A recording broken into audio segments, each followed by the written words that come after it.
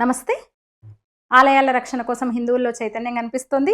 2 రోజుల క్రితం పురాతన మురుగన్ ఆలయాన్ని ఆలయం కొలువుదీరిన తిరుపరంకుండ్రం కొండను కాపాడుకోవడానికి వేలాది మంది కదిలారు.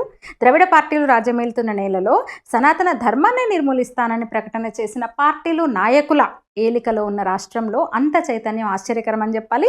ఒక్కసారిగా దేశం మొత్తాన్ని తమ వైపు తిప్పుకున్నారని చెప్పొచ్చు.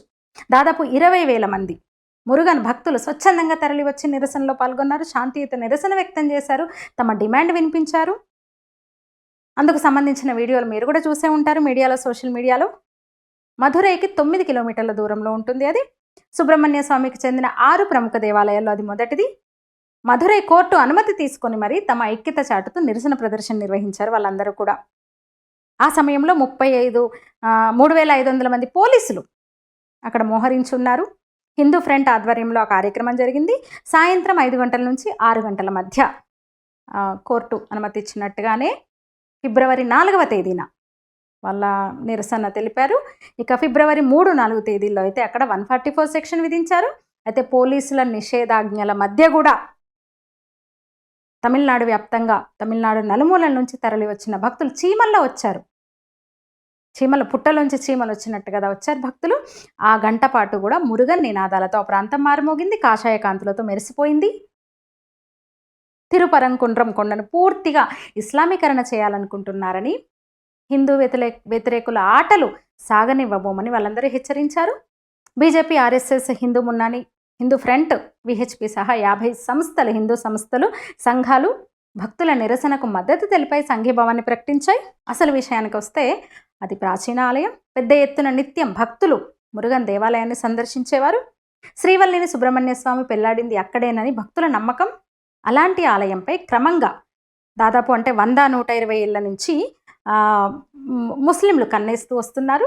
సరిగ్గా అదే సమయంలో 100 ఏళ్ల క్రితం అక్కడ సికిందర్ బాద్షా దర్గా వెలిసింది. అదే కొండ మీద నిత్యం జంతు బలులు ఇస్తుంటారు.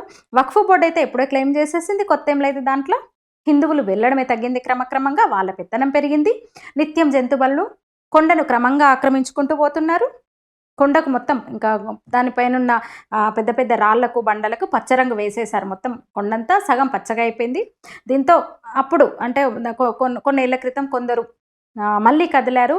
అక్కడ పురాతన మందిరం, అదే ప్రాంతంలో మళ్ళీ ఒక గుడి కట్టుకున్నారు కొత్తగా.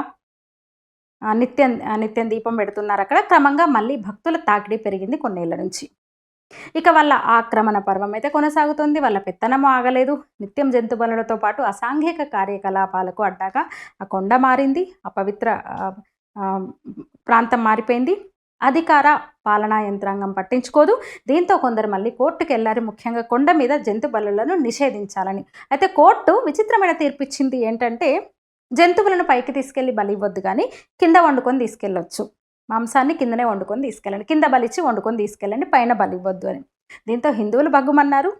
కొందరు స్వామీజీలు, అక్కడ స్థానిక మఠాల అధిపతులు వాళ్ళకు మద్దతుగా వచ్చారు. అలా ఆ రోజు గంట సేపు ఫిబ్రవరి 4న దాదాపు 20,000 మంది స్వచ్ఛందంగా కదిలి తమ నిరసనను తెలియజేశారనమాట. అయితే చిత్రంగా కోర్టు ఆదేశాలు పాటించాలని పోలీసులు చెప్తున్నా కూడా ఎవరూ ఆగలేదు. జంతువులను పైకి తీసుకెళ్తూనే ఉన్నారు, అక్కడ బలిస్తూనే ఉన్నారు. కోర్టు ఆదేశాలని, పోలీసుల నిబంధనలను సైతం బేఖాతరు చేస్తూ వాళ్లకు Indian Muslim League MP Nawaz కానీ, అలాగే స్థానిక DMK MLA, Manapparai MLA Abdul Samad అండ ఉందన్నమాట. కొన్నేళ్లుగా అక్కడ వివాదం నడుస్తున్నా కూడా గత ఏడాది చివరిలో డిసెంబర్ నుంచి అక్కడ మళ్ళీ కొత్తగా రగులుతోంది. డిసెంబర్లోనే మలయాడిపట్టికి చెందిన 53 ఏళ్ల సయ్యద్ అబూ దాహిర్ కుటుంబం కొండపైన జంతువులను బలిస్తోంది. పెద్ద ఎత్తున జంతు బలులు జరుగుతున్నాయని సమాచారంతో పోలీసులు 20 మందిని అదుపులోకి తీసుకున్నారు. అందుకు నిరసనగా జనవరి 5న కొందరు ముస్లింలు పెద్ద ఎత్తున నిరసన నిర్వహించారు. అక్కడ కొండ మీద ప్రార్థనలకు తమకు అనుమతి ఇవ్వాలి, జంతు బలులు మేము చేసుకుంటాం, మా సంప్రదాయం, మా ఆచారము అది అని పోలీసుల మీదకి గొడవకు వెళ్ళి వాళ్ళతో వాగ్వాదానికి దిగడంతో వాళ్ళని అదుపులోకి తీసుకున్నారు పోలీసులు. ఇక అసలు ఆ ఆలయానికి 1000 ఏళ్ల చరిత్ర ఉంటే అది మాది. సికిందర్ దర్గా 400 ఏళ్ల నుంచి అక్కడ సికిందర్ దర్గా ఉంది. సికిందర్ బాద్షా అక్కడ దర్గాను నిర్మించారు. అందుకే దాని పేరు సికిందర్ హిల్స్ అని కొత్తగా పేరు పెట్టి సికిందర్ హిల్స్గా దాన్ని ప్రాచుర్యంలోకి తీసుకొచ్చే ప్రయత్నాలు ఎప్పుడో మొదలైనవి. ఇక కోర్టు ఆదేశాలను సైతం బేఖాతరు చేస్తూ హిందువులను రెచ్చగొడుతూ జనవరి 18న ఎస్డిపిఐ నేతృత్వంలో ముస్లింలు కొండ మీద ఒక కార్యక్రమం పెట్టుకున్నారు. పెద్ద సంఖ్యలో కోళ్ళు మేకలను బలిచ్చేందుకు సిద్ధం చేసుకుంటున్నారు. అయితే సిద్ధం చేసుకున్నారు. దీంతో సోషల్ మీడియాలో ఆ వీడియోలు ఆ విషయం అంతా వైరల్ అవడంతో పోలీసులకు కూడా సమాచారం వెళ్ళింది. దీనిపై హిందూ మున్నాని సభ్యులు తీవ్ర నిరసన వ్యక్తం చేశారు. కొండను పూర్తిగా కబ్జా చేసుకోవడానికే ఇస్లామిక్ ప్రార్థనా స్థలంగా దాన్ని మార్చేందుకు కుట్ర చేస్తున్నారు అని వాళ్ళు మండిపడడంతో పాటు ఇంకో ఘోరం ఏంటంటే జనవరి 21న అంటే వీళ్ళు ఎస్డిపిఐ ఆ కార్యక్రమం చేసిన 2-3 రోజుల తర్వాత అంటే జనవరి 21న డిఎంకే ఎమ్మెల్యే అబ్దుల్ సమద్ కొండపై అనధికార సర్వే నిర్వహించారు. ఆ కొండ ప్రాంతం ఆ ప్రాంగణం అంతా మాదే అని తమ అధీనంలోకి తీసుకున్నట్టు ప్రకటించేశారు. ఇక ఎంపీ ఇండియన్ యూనియన్ ముస్లిం లీగ్ ఎంపీ నవాజ్ అయితే మొత్తం అది వక్ఫ్ ఆస్తి అని ప్రతి ముస్లింకి అక్కడ దర్గాలో తాను కోరుకున్న విధంగా ప్రార్థనలు చేసే హక్కు ఏదైనా చేసే హక్కు ఉంది. జంతు బలులు ఇస్తాం, ఇంకా బరాబర్ ఇస్తాము, జంతు బలులు కొనసాగుతాయి మా సంప్రదాయం అది అంటూ ఆయన ప్రకటించేశారు. అసలైతే చెప్పిన కదా 1000 ఏళ్ల చరిత్ర, పురాతన జైన గుహలు, జైన మతానికి సంబంధించిన ఆనవాళ్ళు కూడా ఉన్నాయి అక్కడ. మురుగన్ ఆలయం అయితే ఎప్పటి నుంచో ఉంది. తిరుపరకుండ్రం కొండ ఒక అతి ముఖ్యమైన ఒక ప్రాముఖ్యత కలిగిన ఒక ప్రదేశం అన్నమాట హిందువులకి. అనేక మంది హిందువులు శతాబ్దాలుగా అక్కడ ఆలయాన్ని ఆరాధిస్తూ వస్తున్నారు. అయితే ఇప్పుడు కొండకు దాదాపు సగం కొండ పూర్తిగా ఆకుపచ్చ రంగులు వేశారు. కొండకు పూర్తిగా క్రీస్తుపూర్వం 2వ శతాబ్దంలోనే అక్కడ ఆలయం ఉండేదని తమిళంలో ఉన్న శాసనాలు ఉన్నాయి అక్కడ చెప్తున్నాయి. ఆర్కియలాజికల్ సర్వే ఆఫ్ ఇండియా కూడా దాన్ని నిర్ధారించింది. పురాతన సనాతన ధర్మం ఆనవాళ్ళు అక్కడ ఉన్నాయని. అసలైతే కొండ చుట్టూ కూడా 2 మైళ్ళ మేర యాత్రికులు నడిచే మార్గం ఉంది ఇప్పటికీ కూడా. అంటే వాడుకలో లేదు కానీ ఆ మార్గం ఉంది. ఒకప్పుడు ఇక్కడ గిరి ప్రదక్షిణ జరిగేది, మలై ప్రాకారంగా దాన్ని పిలిచేవారని కూడా చెప్తారు. అంటే 100-120 ఏళ్ల క్రితం వరకు కూడా. ఇక కొండ చుట్టూ ఉన్న భూములన్నీ కూడా ఆలయ మాన్యాలయనని కూడా నిర్ధారణ అయింది. వాటిని కూడా క్రమంగా ఆక్రమిస్తూ పోతున్నారు దర్గా పేరు చెప్పి ముస్లింలు. అసలైతే అక్కడ కొందరు ముస్లింలు అక్కడ నివాసాలు కూడా ఏర్పాటు చేసుకున్నారు. కొండ పైన కూడా పై వరకు వెళ్ళిపోతున్నారు దాదాపు. హిందువులు అడ్డు చెప్పినా ఏం చేయలేకపోయారు వీళ్ళ వల్ల కావడం లేదు కొండను కాపాడుకోవడం. ఇక అక్కడి ఆలయం, ఆ కొండకు సంబంధించిన మాన్యాలు, కింద ప్రాంతంలో ఉన్న కింద భూములన్నీ కూడా హిందువులవే అని బ్రిటిష్ పాలకులు, బ్రిటిష్ ప్రభుత్వం కూడా నిర్ధారించిన పత్రాలు ఉన్నాయి వాళ్ళ దగ్గర.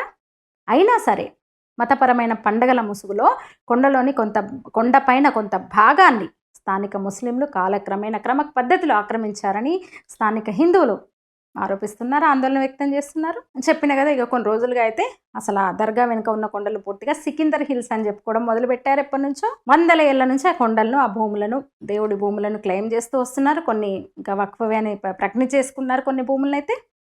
ఇవన్నీ చెప్తుంటే మన భాగ్యనగరం పాత బస్సు దగ్గర దేవతల గుట్ట గుర్తొస్తుంది కదా. అక్కడ ఇంత విల్లాలు వెలిసిన ఇల్లు క్రమక్రమంగా నేను మొన్నే నవంబర్లో వెళ్ళిన నేను దేవతల గుట్టకి.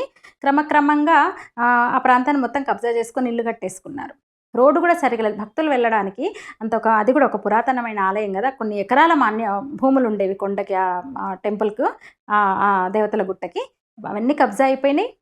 100 ఎకరాలు పూర్తిగా కరిగిపోయినాయి. ఎవరికి వాళ్ళు ఆక్రమించేసుకున్నారు. అయితే ఇక్కడ ముస్లింలు మాత్రమే కాదు హిందువులు కూడా ఉన్నారు కబ్జాకోరుల్లో. అది మరీ దారుణమైన విషయం. ఇదే ఛానల్లో, నా ఛానల్లోనే నవంబర్లో జాతీయవాదుల కార్తీక వన భోజనాలను కొందరం వెళ్ళామన్నమాట. ఆ గుడిని పరిచయం చేస్తూ, గుడిని చూపిస్తూ నేను ఒక వీడియో చేశాను. మీరు కొంచెం వెనక్కి వెళ్ళి చూస్తే చూడొచ్చు. సరే, ఒకసారి మనం మళ్ళీ మధురై వెళ్దాం. 1931లోనే కొందరు ఇస్లామిస్టులు తిరుపరంకుండ్రం కొండ ముస్లింల ఆస్తి అని దాని పేరు సికిందర్ హిల్స్గా నాటి నుంచే ప్రచారం చేయడం, వాదనలు వినిపిస్తూ వచ్చారని చెప్పాను కదా. అదే సమయంలో అంటే 1931లోనే ప్రివీ కౌన్సిల్ ఈ విషయాన్ని, అంటే కొందరు ఫిర్యాదు చేస్తే ఆ దేవాలయం అలాగే కొండపై ఉన్న ఆలయానికి 1000 ఏళ్ల చరిత్ర ఉంది, అక్కడున్న ఆస్తులన్నీ కూడా ఆలయానివి, హిందువులవేనని తేల్చి చెప్పింది.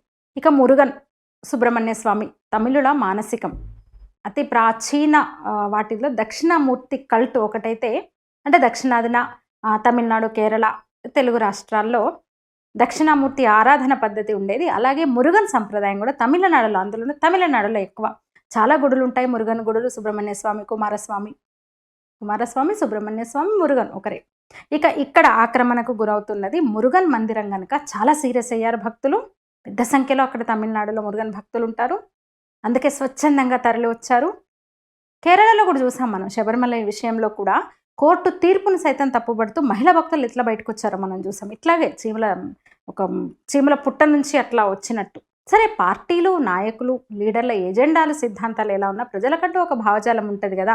దాన్ని దెబ్బతీసే సమయం వస్తే, ఆ పరిస్థితి వస్తే ఖచ్చితంగా ప్రతిఘటిస్తారని మనకు ఇప్పుడు ఈ ఇన్సిడెంట్స్ని మనం ఉదాహరణగా తీసుకోవచ్చు. ఇక ఇప్పుడు తమిళనాడులో జరుగుతున్న ఆ ఉద్యమానికి బీజేపీ చీఫ్ అన్నామలై కూడా మద్దతు ఇస్తున్నారు. హిందువులకు మద్దతుగా ఆ కొండ కోసం, మురుగన్ ఆలయం కోసం ఆయన కూడా పోరాటం చేస్తున్నారు. ఈ సందర్భంగా తమిళనాడు ఇష్యూ ఏదైతే ఇప్పుడు బయటకు వచ్చిందో, మురుగన్ మందిరము దాని అస్తిత్వం కోసం ఆ కొండను అంటే ఇస్లామీకరణ కాకుండా ఫైట్ చేస్తున్న సందర్భంలో తెలంగాణలో వేములవాడ ఇష్యూ కూడా చర్చ జరుగుతోంది. బండి సంజయ్ లాంటి వాళ్ళు, ముఖ్యంగా స్థానిక ఎంపీగా ఉన్న కేంద్ర మంత్రి కూడా ఆయన సంజయ్ పట్టించుకోవాలి. వేములవాడ నుంచి దర్గాను పూర్తిగా, మందిరం లోపల ఉంటుంది, ఇటు రాజరాజేశ్వర స్వామి మందిరం ఎదురుగానే దర్గా ఉంటుందన్నమాట. ఆ రాజరాజేశ్వర స్వామి దర్శనం చేసుకొని బయటికి రావాలంటే మళ్ళీ దర్గాను చూస్తూ దర్గా నుంచి రావాలన్నమాట.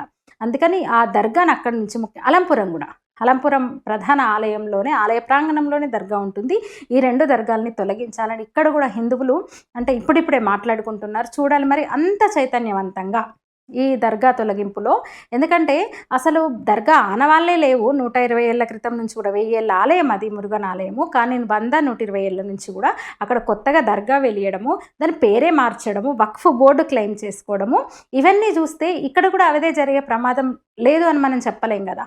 అంటే మన ఆలయాలను, ఒక పురాతన ఆలయాలను, మన నమ్మకాలను కాపాడుకోవాల్సిన అవసరం అయితే ఉంది కదా అని ఇక్కడ హిందువులు కూడా, ఇక్కడ తెలంగాణలో కూడా ఈ చర్చ అయితే జరుగుతుంది. చూడాలి మరి ఏ మేరకు అక్కడున్నంత కేరళలో శబరిమల ఇష్యూలో భక్తులు ఎట్లయితే కదిలారో, తమిళనాడులో మురుగన్ ఆలయం కోసం భక్తులు నిన్న మొన్న ఎట్లయితే కదిలారో, వేములవాడ కోసం మరి కదిలి వస్తారా?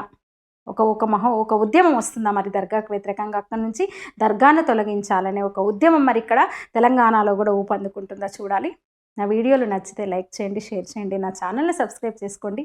ధన్యవాదాలు.